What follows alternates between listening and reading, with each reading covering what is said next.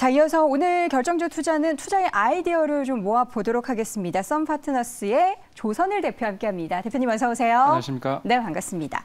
자, 오늘은 KG 그룹주들의 급등이 나타나고 있기 때문에 이 부분을 좀 확인을 해보고 싶습니다. 쌍용차, 과연 누구의 손으로 가게 될지가 가장 궁금한데 KG그룹도 이제 발에 담근 거죠? 그렇죠. 인수 가능성이 있나요? KG그룹은 좀 가능성이 있다고 보긴 하는데 지금 쌍용차가 이제 법원 회상 기간이 올해 말 10월 15일이 데드라인이죠. 그래서 한 5개월 남았기 때문에 지금 실질적으로 4월 달 안으로 발표가 나야 됩니다. 근데 전체적으로 봤을 때 경기화학을 갖고 있는 모기업이죠. 바로 이니시스, KFC 코리아 등 갖고 있는 이 KG케미칼이 참여를 하면서 오늘 급등이 나오고 있는데 사실은 어저께부터 상한가가 들어갔는데 KG그룹이 예전에 이제 PE 캡터스 프라이빗 에쿼티라는 회사 있죠. 그 회사와 같이 하면서 이전에 어쿠아 상태였던 동부제철을 인수하면서 급등이 나왔었는데 이번에도 또 같이 또 진행을 하고 있는 것 같습니다. 그래서 관심 있게 한번 지켜보시면 좋을 것 같습니다. 네, 2019년이었죠. 동부제철을 인수하면서 KG 동부제철이 됐습니다. 뭐 이러한 쌍용차 인수에 대한 추진설 때문에 동부제철 우선주 모두 급등을 하고 있고 우선주 같은 경우는 현재 계속해서 상한가 기록이 되고 있는데 사실 그런데 이런 이제 쌍용차 관련된 테마로 시장에서 관련된 종목들이 급등을 하고 있는 게 그닥 반갑지 않아요. 왜냐하면 수급이 이쪽으로 다 쏠리면 공백이 생기잖아요. 그렇죠. 다른 종목도 올라야 되는데 이건 어떻게 봐야 될까요? 실질적으로 이제 매각을 해서 인수하려는 회사도 있는데 작년 같은 경우에 이제 원래 9월 달에 10월 달이죠. 11개 회사가 매각에 참여하겠다고 발표를 했는데 중요한 것은 오히려 이게 이제 계약금을 원래 내야 M&A가 진행이 되지 않습니까? 그런데 계약금을 안 내고 오히려 주가가 급등하면서 이거를 노리고 있는 기업들도 있어요. 그래서 사실상 여러분들이 조심해야 될 게 M&A가 진행이 되면은 M&A 하기 위해서 계약금을 걸고 M&A가 제대로 진행이 되는 건데 그렇지 않고 그냥 소문에 M&A가 진행이 된다는 소문과 함께 급등 나온다고 해서 아무 종목이나 여러분 손대시면 안 됩니다. 그래서 말씀드린 것처럼 4월 달 안으로 11개 기업, 작년에 한 회사들 중에 한 군데 회사가 당연히 이제 선택이 되겠죠. 그러면은 그 회사에 좀 집중하셔야 되는데 일반적으로 주가가 M&A 발표 나오기 전에 다 급등을 하기 때문에 사실은 그런 수도 있어요. 내가 이제 미리 중장기 투자를 하려고 사놨는데 그 회사가 근데 갑자기 이런 이슈 때문에 급등이 나오면 어떻게 하셔야 되냐면 거래량이 갑자기 터지면서 음봉이 나올 때 빠져나오셔야 됩니다. 아셨죠? 그래서 매각 발표가 나오면 거기가 끝물이다라는 거 꼭 아셔야 됩니다. 오늘 12시에 쌍용차 인수 관련한 입장을 KG그룹 측에서 발표를 한다고 했습니다. 근데 이게 뭐 인수를 한다라고 이야기를 하는 건지 아닌지 아직까지는 설이기 때문에 12시에 관련된 종목들의 향방이 결정이 되는 거겠죠? 아니면은 그렇죠. 조금 더 들고 있다가 사실 이제 제가 봤을 때는 KG그룹 아까 이해하다 좀 말았었는데 KG그룹이 상당히 이제 시가총액 전체적으로 봤을 때 10조가 넘는 기업입니다. 대기업 집단 기업에 들어가서 한 30위권, 40위권 안에 들어가는 대기업이라고 보시면 되는데 전반적으로 이 회사가 포트폴리오를 전반적으로 여러 가지 것들, 얼마 전까지 같은 경우에는 커피 업체나 또는 KFC 같은 음식료 업종까지 다 인수할 정도로 많은데 포트폴리오의 한 축에 그 자동차 업종도 넣을 수가 있습니다. 근데 그거는 사실 제가 여기서 떠든다고 해서 되는 게 아니고 12시에 회사 측에서 발표를 할 내용인데 관심은 굉장히 많은 것 같다는 거는 보여집니다.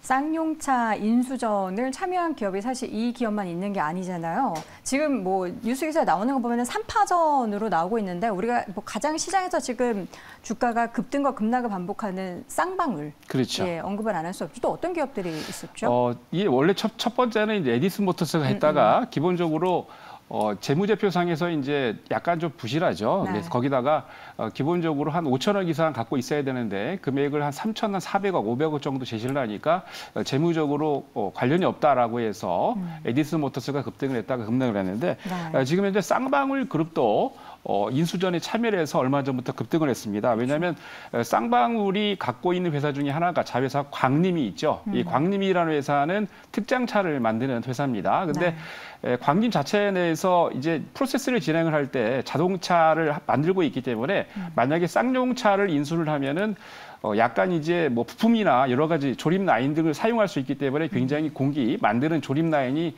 단순해지면서 빠르게 수직 계열을 할 수 있기 때문에 관심을 보이고 있는데 문제는 쌍방울이 가지고 있는 자금이죠. 네. 아까도 말씀드린 대로 5천억 이상의 자금이 있어야 되는데 쌍방울이 지금 갖고 있는 게 작년 6월 이스타항공을 인수하려다가 인수를 못했어요. 다른 충청도에 있는 어떤 기업이 인수를 했는데 그 1천억 정도가 지금 가지고 있습니다만 사실 봤을 때 1천억은 좀 아까 말씀드린 것처럼 5천억 이상을 보유하고 있어야 되는데 많이 모자란 편이죠. 그렇기 때문에 쌍방울이 한 이틀 동안 급등을 했다가 어제 이제부터 조정이 들어오고 있는데 그런 내용을 쉽게 얘기해서 이제 5천억 이상을 보유한 기업이 꼭 있어야 된다는 입장을 밝히고 싶습니다. 네. 일단 기본적으로 5천억은 있어야 출발할 수 있는 인수전인데 그렇죠. 일단 누가 돈이 제대로 있는지 인수할 만한 자금이 있는지가 가장 중요할 것 같아요. 근데 쌍용차가 과연 이렇게까지 인수를 할 만큼의 매력이 있는지는 좀 지켜봐야 되는 게 그동안에 이 몇 년 사이에 판매의 실적을 보면은 굉장히 계속해서 줄어들면서 부진을 겪고 있단 말이죠. 그렇죠. 그리고 지금 5천억 플러스 알파가 더 있어야 돼요. 뭐 최대 1조 얘기도 나오는데 이 쌍용차를 인수할 만한 뭔가 매력도가 있을까요? 보통 이제 인수를 M&A를 적극적으로 하는 회사들 보면은 대기업들이 뛰어들기 마련이죠. 왜냐하면 메리트가 있다고 보고 있는데, 근데 대기업들이 적극적으로 추진을 않는 거 보면은 메리트는 대기업 쪽에서는 없다라고 보여집니다. 거기다가 중요한 것은 기업 재무제표를 봤을 때 2년 이상 자본 잠시 상태입니다. 그렇기 때문에 굉장히 불안하죠. 왜냐하면 인수하고 난 다음에 1조 원 이상의 돈이 추가되기 때문에 그쵸. 아까 말씀드린 대로 5천억은 기본이고 1조 한 3천 내지 5천억 정도를 예상을 하고 있습니다. 상당히 중요한 포인트가 바로 돈이죠. 근데 보통 이제 재무적 그 투자자라는 부분이 쉽게 얘기해서 이제 인수를 하려고 할 때 보통 혼자 하는 게 아니고 두세 개 이상 기업들이 컨소시엄을 구성해서 인수하려고 그러는데 재무적 투자자들이 가끔 하고 있는 전략 투자가 있습니다. 바로 이제 리킵이라는 건데 리킵이라는 거는 돈을 말씀드린 대로 인수할 상향할 때 돈을 대서 인수를 하고 난 다음에 주가가 이제 꾸준히 우상향을 하겠죠. 그러면은 이 주가가 바닥을 치고 있다가 시가총액 상당 부위까지 거의 비슷하게 주가가 움직이면 그때 가지고 있던 주식을 담보로 해가지고 대출 받습니다. 그래서 엑시트를 하죠. 거기다가 만약 이제 이게 어느 정도 성장을 하고 난 다음에 매각을 또 했을 때에 엑시트하면서 플러스 알파를 또 얻게 되는데 여기서 이제 관심을 갖고 있는 것들이 중견기업들이 눈치를 보면서 이제 보고 있는 게 바로 쌍용차가 가지고 있는 공장 부지입니다. 지금 채팅창에도 평택 부지만 하더라도 그 가치가 어마어마하다 하면서 언급을 하시네요. 그렇죠. 평택 부지가 그 일반적으로 봤을 때 한 9천억 정도를 예상을 하고 있습니다. 그쪽 1조 인수해도 금방 채워지네요. 그렇죠. 삼성전자의 고덕 그 신도시하고 STR 여기 옆에 붙어 있는데 옆에 아파트가 굉장히 많아요. 근데 이게 평당 시세를 보니까 한 평당 한 1,600에서 3천만 원 정도 이렇게 평택이요? 그렇죠. 오, 그렇게 이제 되고 있는데 전반적으로 옆에 있는 아파트를 비교를 해가지고 계산을 해보니까 이 전체적인 금액이 한 제가 하는 게 아니고 어떤 전문가들이 하는 얘기가 2조 내지 3조 원의 가치가 있다. 이렇게 보고 있거든요. 아파트를 건설했을 때? 아니요. 아파트 부지 옆에 있기 때문에 아파트 땅값이? 그죠. 땅값이 지금 그 정도 하고 있다는 얘기죠. 왜냐하면 그 옆에 있는 아파트보다 한 3배 내지 4배의 부지를 갖고 있기 때문에. 그래서 땅값만 보더라도 가치가 있다라고 보여지는데 아마 인수를 할 경우에 아파트 가격, 부지가 계속 올라가고 있기 때문에 부지를 보통 일반적으로 현재 재무적으로 불안하기 때문에 이 부지를 매각하고 다른 곳으로 좀 싼 곳으로 이전을 하겠다라고 보여지는데 전반적으로 봤을 때 좀 탄탄한 기업들이 인수를 한다면 부지를 매각을 안 해도 되겠죠. 그러면 이 가치가 땅값의 가치가 어마어마하기 때문에 그거를 조금 노리고 있는 기업도 있을 것 같습니다. 자, 지금 인수 자금은 일단 1조 원대로 예측이 되고 있습니다. 지금 뭐 KG그룹 같은 경우는 앞서서도 시총 규모를 말씀해 주셨어요. 굉장히 큰 회사인데 이 정도 규모, 1조 정도 규모로 인수할 만한 실질적인 회사는 뭐 KG그룹이 될 수 있을까요? 원래 작년 10월 달에 인수 의향서 제출하는 11개 기업 중에 가장 큰 기업이 이제 SM그룹, SM이라고 그러면 SM 엔터테인먼트 생각하시면 안 됩니다. 다른 기업. 삼라 마이너스 그룹인데 그 기업이 이제 돈이 실질적으로 현금이 상당 부분 갖고 있기 때문에 그 회사가 인수할 걸 생각을 했었는데 얼마 전에 발표한 내용을 보니까 그 회사가 빠졌어요.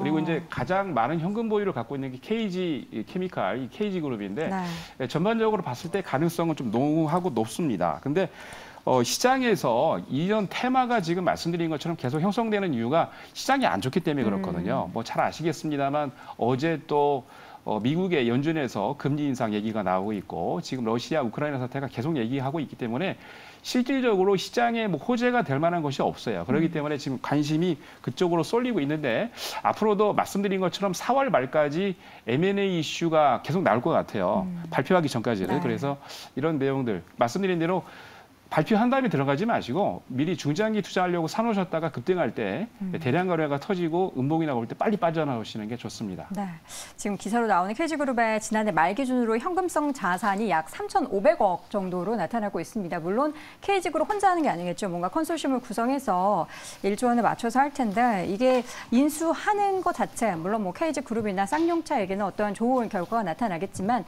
지금 시장에서 어쨌든 관련된 종목들로 수급이 쏠림이 나타난다라는 거는 시장에는 그다지 좋은 영향이 아닌 것 같아서 시장 그렇죠. 영향 뭐 어느 정도로 우리가 봐야 될까요? 이게 아까 이제 제가 말씀드린 캡터스 P를 아까 말씀 안 드렸는데 네. 실질적으로 3,500억의 KG그룹에다가 네네. 아까 말씀드린 동부제철 인수할 때 그 캡터스 P가 네네. 같이 참여를 했는데 그쪽에서 아마 같이 지분 투자해서 들어오는 그쵸. 경향이 있는 것 같아요. 근데 잠깐 좀 말씀을 드리면 네. 이 그 시장 영향이 아까 말씀드린 것처럼 굉장히 좀 파급 효과가 다른 호재인 뉴스가 없기 때문에 당분간은 4월이나 5월까지 또 파급 효과가 있을 수가 있습니다. 거기다가 지금 대통령이 인수위 측에서 5월 10일 날 인수되고 난 다음에 하기 전까지 좀 약간 국내 증시 같은 경우에도 어수선하기 때문에 그쵸. 이런 그 파급력이 있는 M&A 효과가 한 달 내지 2달 정도는 계속될 것으로 보여집니다. 그래서 그런 이슈를 보시고 말씀드린 대로 사전 발표하기 전에 이제 하기 전에 여러분들이 매수해서 갖고 계셔야지